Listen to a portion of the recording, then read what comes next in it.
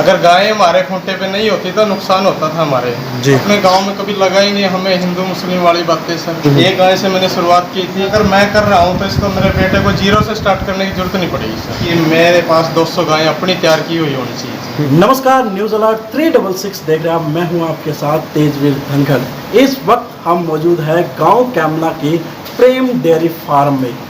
नाम से आप जरूर समझ रहे होंगे ये किसी हिंदू परिवार का नाम है, लेकिन हम आपको बता दें कि जो प्रेम है वो एक मुस्लिम परिवार से आते हैं। उनके जो पुत्र है मोहम्मद अजमेर, उन्होंने डेयरी फार्म यहाँ पर खोला हुआ है और डेयरी फार्म पर वो अपने साथ रखते हैं गाय।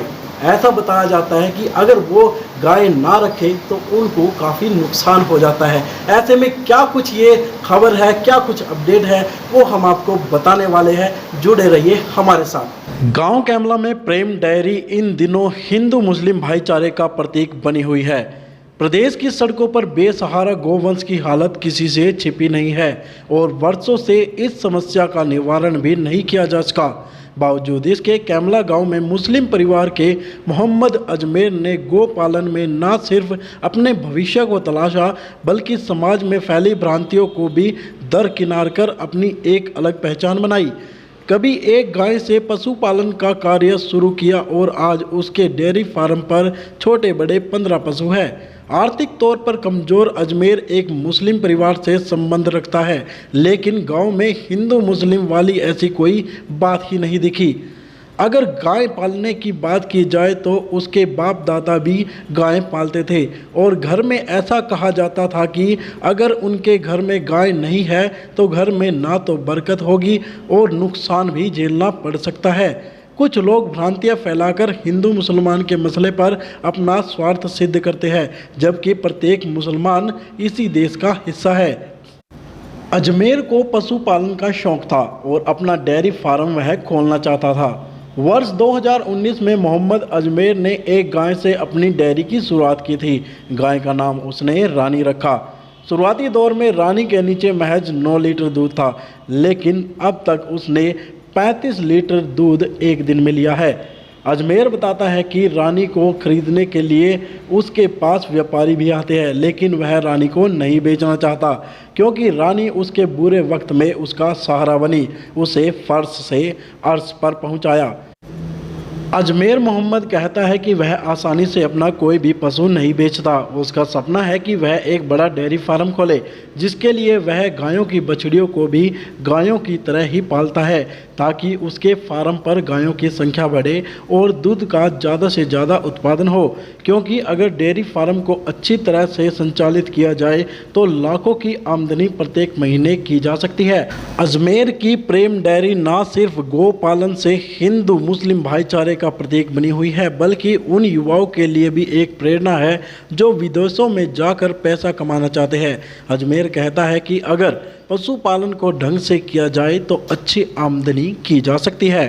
सर मैंने 2019 से स्टार्टअप किया था और एक ही गाय से शुरुआत की थी मैंने सर। जी, ये मेरी सबसे पहली गाय है, इसको खरीद के लेके आया था जी। उस टाइम ये फर्स्ट टाइमर थी।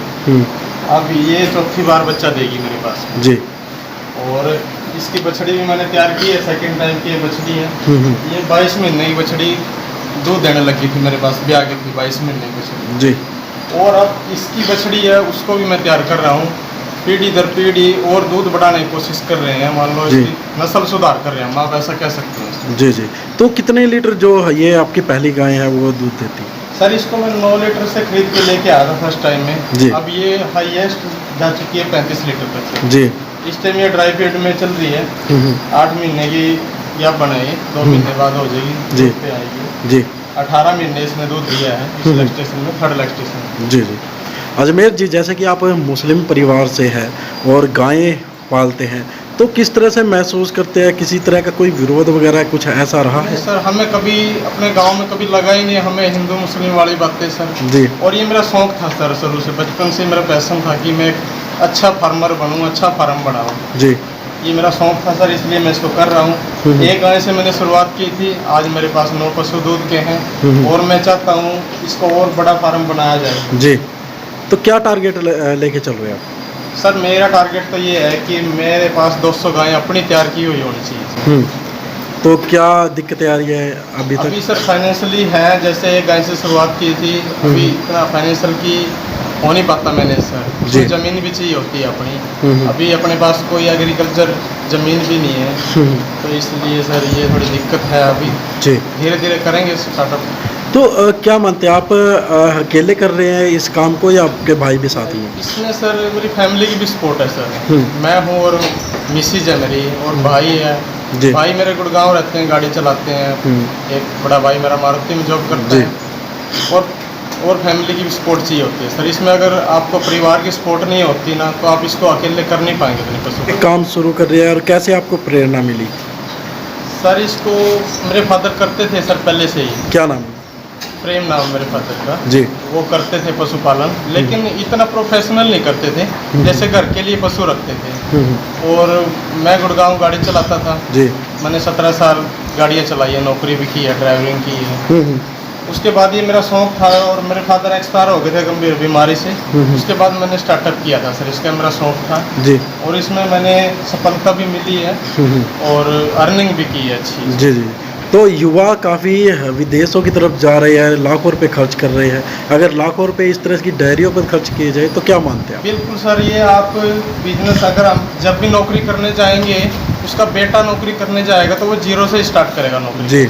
और ये बिजनेस ऐसा है, अगर मैं कर रहा हूँ तो इसको मेरे बेटे को जीरो से स्टार्ट करने की जरूरत नहीं पड़ेगी सर। जी। वो वहीं से उसको मान लो जितनी गाय मैं दूंगा वहीं से स्टार्ट कर लेगा इसको। जी जी जी। तो आप एक बात और आपने बताई थी कि अगर आप गाय नहीं रखते तो आपको नुकसान काफ़ी ज़्यादा है। जी सर, ये पहले से ही हम जब बच्चे थे, छोटे थे, जी। ये मेरे दादा के टाइम से, मेरे दादी के टाइम से, कि हमारे घर में एक गाय जरूर रहती थी सर पहले से। जी। अगर गाय हमारे खूंटे पे नहीं होती तो नुकसान होता था हमारे जी। पशुधन में। जी जी जी। तो ये गाय तो हमारे शुरू से ही रही है, एक गाय तो रही शुरू से हमारे पास। जी जी। तो अभी कितने पशु आपके पास दुधारू हैं जिनमें गाय हैं? इस टाइम सर 9 पशु हैं और इसमें 5 गाय मेरे दूध देने वाली हैं जी। और 4 भैंसें हैं। तो आप बता रहे थे कि अभी आप कोई भी जो गाय है वो बेच नहीं रहे, वो क्या वजह है? मेरा बेचने का मन नहीं है सर, मेरा ये है कि मैं और ज़्यादा दूध उत्पादन करूँ, अच्छी जी। नस्ल सुधार की तरफ जाऊँ। जी। जो ये बछड़ियाँ मैंने तैयार की हैं, इससे और बछड़ियाँ लूँ, अच्छे सीमन लगवाएं, अच्छा दूध उत्पादन करें इसमें। जी। दूध उत्पादन में भी ठीक है, चल रहा है, गुजर बसर करके अच्छा चल जी। रहा है। नस्ल कौन सी है? ये HF नस्ल है, जी। ईस्टर्न फ्रीसियन कहते हैं इसको। तो युवाओं को आप कुछ संदेश देना चाहेंगे? सर मैं ये कहता हूँ, जैसे आज की चकाचौंध में लोग नौकरियों की तरफ भाग रहे हैं, अपना बिजनेस है, ये घर के घर रह के हम अच्छी अर्निंग कर सकते हैं, अपने पशुपालन कर सकते हैं। जी। ये मेरी एक ट्रेड थी सर, ये पढ़ते वक्त, जैसे 11th और 12th के समय में एग्रीकल्चर की ट्रेड ली थी मैंने।